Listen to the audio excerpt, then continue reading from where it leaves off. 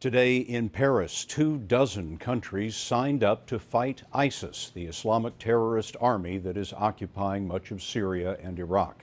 Secretary of State John Kerry said the U.S. would even be willing to talk to Iran about a role. The fight has taken on more urgency with the beheading of a third Westerner, a British citizen this time. Elizabeth Palmer is in London. The CIA estimates ISIS now has up to 31,000 fighters. Some countries have to be convinced to join the US-led campaign against them, but Britain had no choice. This British man, David Haines, the aid worker whose execution video was posted this weekend, is British. And his presumed executioner, the same man who appeared with the American journalists Stephen Sotloff and James Foley, is also believed to be from the UK. I know by Allah that this is Also, the security services here believe that 500 British men and even some women have joined ISIS's ranks. Prime Minister David Cameron said the country has to confront the ISIS menace. They claim to do this in the name of Islam. That is nonsense.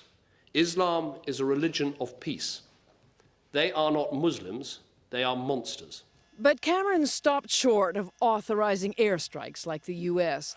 He has his hands full this week trying to prevent the country from breaking up in a Scottish independence referendum. And he's not sure the public would actually support a British bombing campaign. But the fate of Alan Henning may shortly force his hand.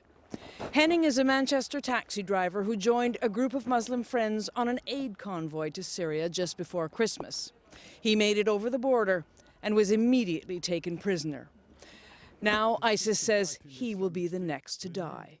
And as a horrified world has learned recently, they are deadly serious.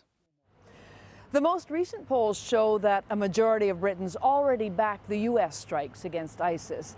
And the analysts think that another beheading would shift public opinion to back the British military going in too. Liz Palmer in London tonight. Liz, thank you.